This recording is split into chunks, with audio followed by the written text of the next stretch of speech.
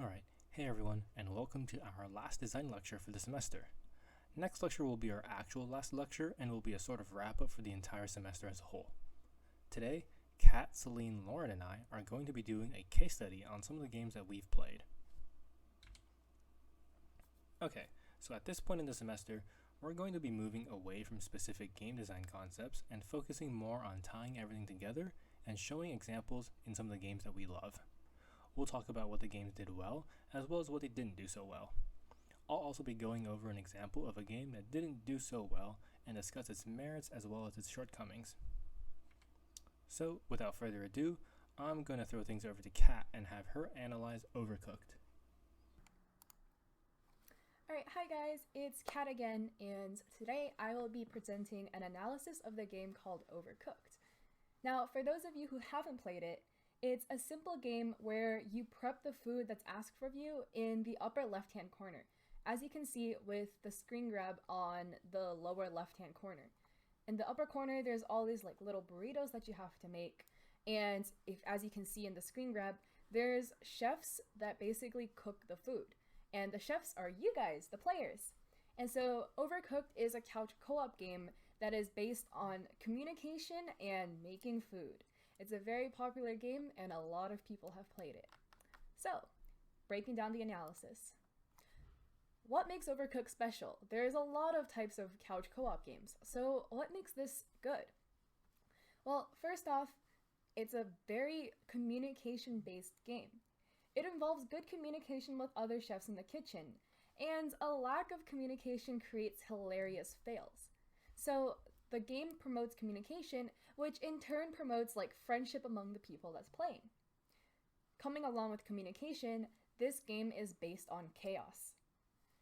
Cars will run you over, your kitchen will split apart and move and go back together, or you'll have different parts of the kitchen across a river and you're gonna have to hop over to get to the other side.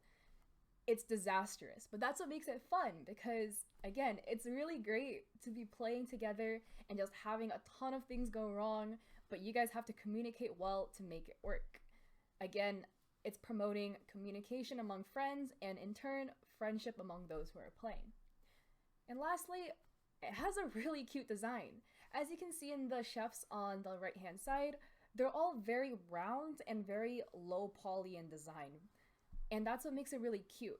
And so this game is based on things just going to crap and being very difficult.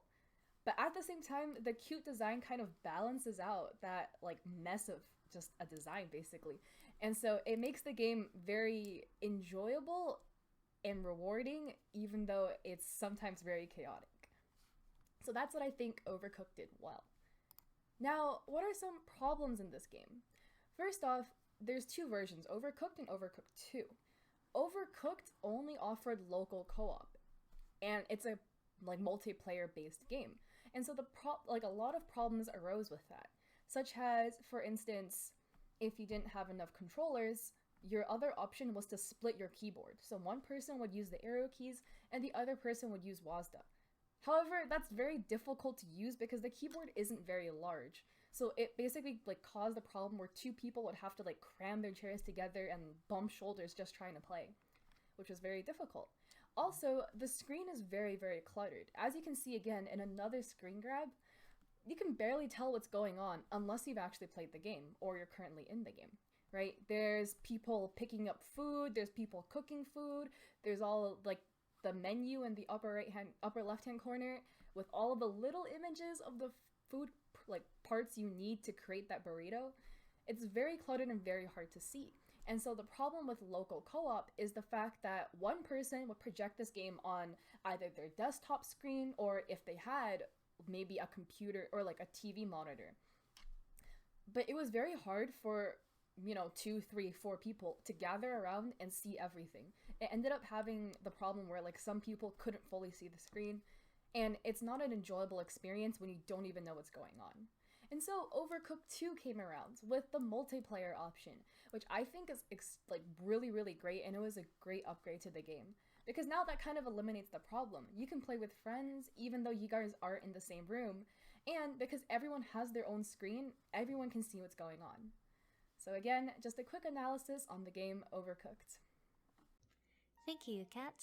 The game I will be talking about is Stardew Valley.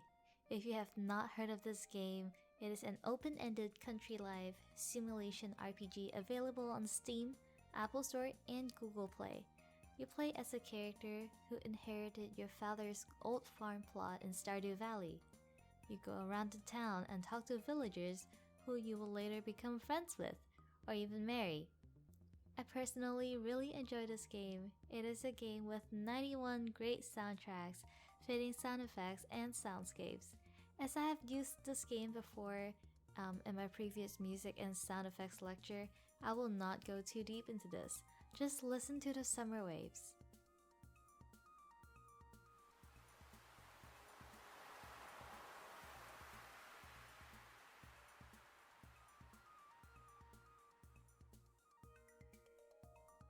It's so beautiful, right? As you can see, the graphics in this game isn't the most mind-blowing thing in the world, but it communicates well visually. The color palette is pleasing to the eyes and animations are smooth. There are different mechanics in the game, such as farming, fishing, mining, and combat.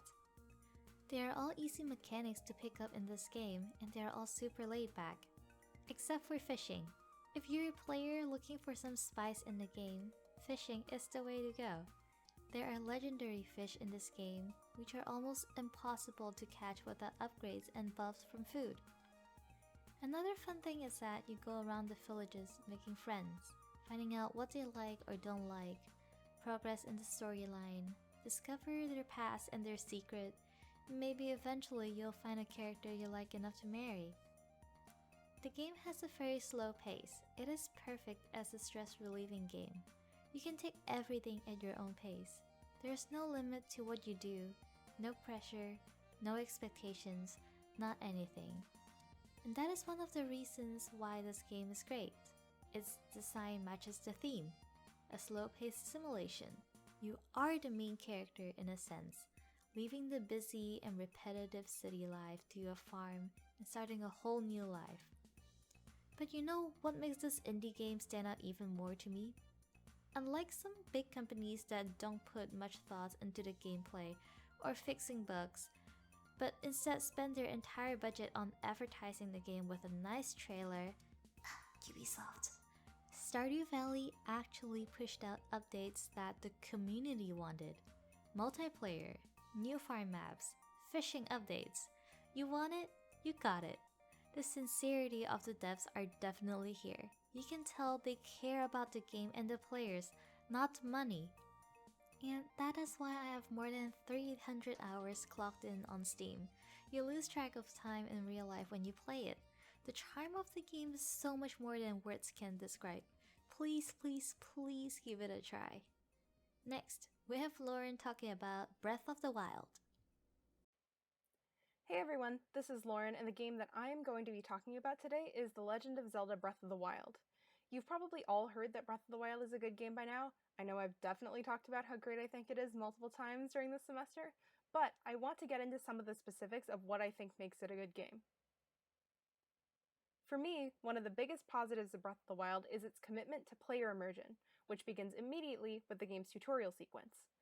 In Breath of the Wild, the tutorial is designed more to be a sort of mini-adventure for the player. You start in an isolated area of the map called the Great Plateau, which showcases several different climate types that appear later in the game and includes 4 shrine puzzles that introduce the player to the abilities that they'll use to navigate the larger overworld.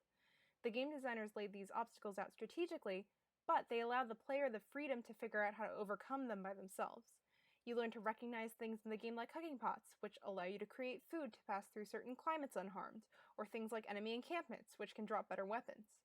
Allowing the player to figure out these parts of the game by themselves provides them with a sense of accomplishment and keeps the tutorial feeling exciting and non-repetitive. The immersion of the game continues with the environmental design. That image in the upper right-hand corner is the view from the Great Plateau.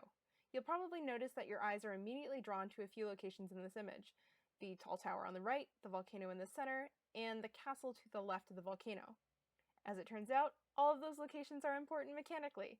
The tower unlocks new parts of the map, the volcano is where one of the boss fights takes place, and the castle is the location of the final dungeon. The environmental design feels completely natural and appealing to the eye, yet it draws the player to important locations by design. Okay, so moving on to some of the negatives of Breath of the Wild. I've seen a lot of complaints about the final boss, and I do think there's some truth to them. Whereas the Great Plateau does a wonderful job of showcasing all of the mechanics that you'll use throughout the game, the final boss battle doesn't. It really only relies on a few specific mechanics. I think it would have been nice to have a final challenge that allows the player to demonstrate their mastery of the things they learn throughout the game, as a nice bookend to the experience. I've also seen some complaints about the way that the lore of the game was presented and the lack of iconic Zelda-style music. I agree with these points less, but I understand where these people are coming from. So is Breath of the Wild a perfect game? Obviously not. In the end, no matter how much work you put into a game, there's always going to be someone who doesn't like it, and that's totally okay. At the end of the day, what I liked most about Breath of the Wild is that I had a fun time playing it. I still remember the sense of awe that I felt when I paraglided off the top of the Great Plateau, watched the overworld spread out underneath me, and realized just how extensive that world was for the first time. I am of the firm belief that if you put time and work and heart into a game and somebody somewhere enjoys it, then you've created something that's good and that's worth the time that you put into it. So, that's all from me, and now I am going to hand it over to Weylan for game number 4. Thanks, Lauren. Welcome back, everybody. I'll be going over Slate Aspire now. So, what is Slate Aspire? Slate Aspire is a deck-building roguelike. It's pretty straightforward. You start out with a bad deck, and over the course of the game, you collect cards to build a more powerful deck. As a roguelike, you play through the game from start to finish over and over again, each time facing a different game that punishes you with permadeath if you end up failing. Alright, so what makes Slate Aspire great? First off, we have infinite replayability. This game uses procedural generation for its dungeons, so you have effectively infinite dungeons to play through. And it's not boring either. The order and amount of cards and events varies from playthrough to playthrough. On top of that, you have 20 different difficulty modes, each of which progressively makes the game that much harder. Obviously, when you're playing with cards that get shuffled, there's going to be some amount of randomness, but it's how you account for this randomness that makes the good players stand apart from the bad ones. By making smart and informed decisions, picking the right cards to play, avoiding certain bad situations, and much more, you'll be able to have a much more successful experience. Now onto the game design aspects. Boiled down, the game loop is quite simple. Collect cards, play cards. The developers understood this, fleshed out the base really well, and then hid the simplicity by making the cards unique and the interactions plentiful. The AI in this game is also really difficult, but it's fair. Moves are telegraphed ahead of time, so you know what's coming, and even if you die, rarely do you feel like it was because of some BS that the AI pulled out of nowhere. The sound effects are also really crisp. The music is nothing to write home about, but the sound effects really round out the game. So, where does Slate Aspire flop? Well, this game is really unforgiving. You can easily spend an entire day playing this game and not win a single time. Mistakes you make are punished super hard, with the mistakes you do make compounding until your character ultimately dies. The art and animation are also pretty stiff. They're not terrible, and they're pretty stylized, but you can tell this game didn't have a AAA budget and a massive team of animators behind it. The variety and infinite options is also kind of a lie. At the higher difficulty levels, you'll find very low deck variety, as there are only a few styles you can play while still succeeding. You end up wanting to avoid a lot of the events, thus not engaging with some gameplay elements because often it's just not worth risking a run by falling for some unlucky event. Lastly, the game has pretty bad accessibility. This game is hard, exceedingly so. There's no way to get around it. You either suck it up and learn to play well, or you just don't win. I find that when it comes to liking this game, there's often no middle ground either. It has a very narrow appeal, because if you like deck building games, you'll probably like this game too. If you don't like deck building games, Slate Aspire isn't going to change your mind. Alright, next I want to talk about Anthem. Anthem was a game developed by a really successful AAA studio that ended up flopping pretty hard and became a meme in the game community before Fallout 76 took that crown. It's a third-person looter shooter where you run around mowing down enemies with guns and abilities, occasionally flying about, all the while collecting loot. So, despite the criticism I have lined up, this game actually does stuff pretty well. It has really clear and defined narrative beats, with established characters with motives and backstory. The game is also gorgeous, with cliff sides, caves, and ruins all looking beautiful. Movement, which is core to making a game feel good, is also pretty satisfying, because who wouldn't want to fly around pretending to be Iron Man? There are also really fun isolated moments, and in a vacuum, they're extremely satisfying. Now on to the problems.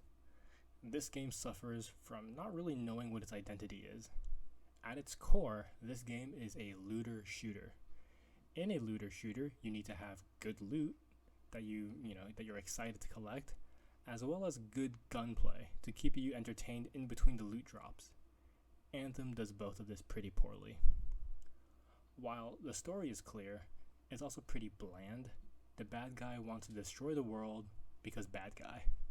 You get dialogue choices that don't end up mattering, and player agency almost doesn't exist. Next, we have the gameplay loop.